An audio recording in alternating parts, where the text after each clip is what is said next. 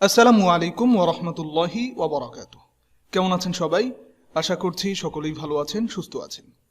প্রিয় ভাই ও বোনেরা, আজকে আমরা ইন্ট্রোডাক্টরি ক্লাসের মাধ্যমে জানব ডেস্কটপ সাপোর্ট ইঞ্জিনিয়ার কি, কেন এটা খায় না মাথায় দেয়, এই বিষয়ে আমরা ডিটেলস আলোচনা করব ইনশাআল্লাহ। তবে এর পূর্বে আমি আপনাদেরকে একটি প্রশ্ন করতে চাই। এই যে ভিডিওটি আপনারা এখন দেখছেন, প্লে করেছেন, ক্লিক করেছেন, আমার কথাগুলো শুনছেন, ইনফরমেশন কালেক্ট করছেন, আমি আপনাদেরকে প্রশ্ন করব এটা কিভাবে হয়েছে। অর্থাৎ এই যে আমার ভিডিওটা আপনারা পেয়েছেন, আপনারা আমার ভিডিওটা দেখছেন, আমার কথাগুলো শুনছেন, এটা কিসের মাধ্যমে? ডেফিনেটলি আপনি উত্তর দিবেন এটা হচ্ছে টেকনোলজির মাধ্যমে, অর্থাৎ প্রযুক্তি ইউজ করে আপনারা কিন্তু আমার এই ভিডিওটা পেয়েছেন থ্রু ইন্টারনেট। দিন যত গড়াচ্ছে টেকনোলজি, প্রযুক্তির ব্যবহার তত বাড়ছে। টেকনোলজি, প্রযুক্তি হলো আমাদের প্রাত্যহিক জীবনের এক অবিচ্ছেদ্য অঙ্গ।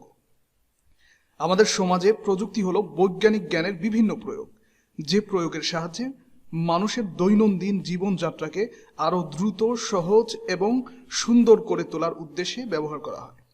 সাধারণভাবে আমরা ব্যবসা, শিল্প, যোগাযোগ ও চিকিৎসা বিজ্ঞানের জগতে প্রযুক্তির ব্যাপক ব্যবহার দেখে থাকি। আসুন আজকে আমরা আলোচনা করব ডেস্কটপ সাপোর্ট ইঞ্জিনিয়ার কি, এটা খায় না মাথায় দেয়। আমাদের স্লাইডটা একটু লক্ষ্য করুন। প্রথমেই লেখা রয়েছে, what do you need to learn to become a desktop support engineer. As a desktop support engineer হিসেবে আপনি যদি আপনার ক্যারিয়ার গড়তে চান, তাহলে আপনাকে কি কি শিখতে হবে সেই বিষয়গুলো আমরা আজকের স্লাইডে দেখাবো ইনশাআল্লাহ। নাম্বার 1 যেটা রয়েছে সেটা হচ্ছে হার্ডওয়্যার। আপনারা দেখতেই পাচ্ছেন হার্ডওয়্যার। হার্ডওয়্যার কি, এই হার্ডওয়্যারগুলো কিভাবে কি করতে হয় সম্পূর্ণ কিন্তু আমরা এই কোর্সের মধ্যেই শিখাবো।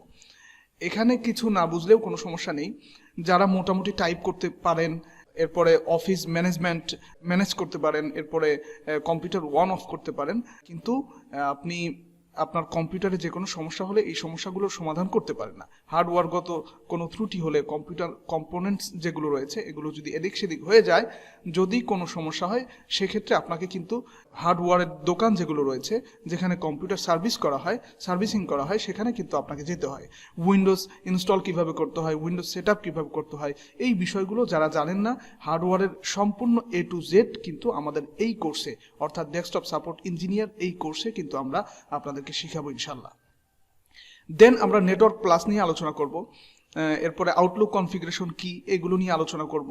উইন্ডোজ সার্ভার, ডেফিনেটলি কিন্তু আপনি যদি আপনার কাছে একটা পিসি থাকে, একটা ল্যাপটপ থাকে, ডেফিনেটলি কিন্তু আপনি উইন্ডোজ ব্যবহার করছেন।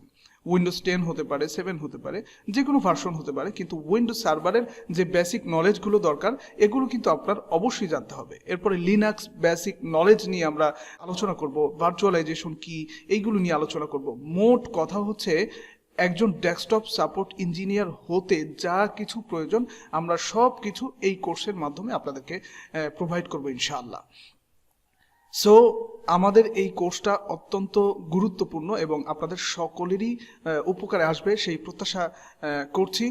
বিশেষ করে যারা একদম নতুন তাদের ক্ষেত্রেও আমি বলবো যে আপনারা আপাতত আমাদের এই কোর্সের ভিডিওগুলো দেখতে থাকেন।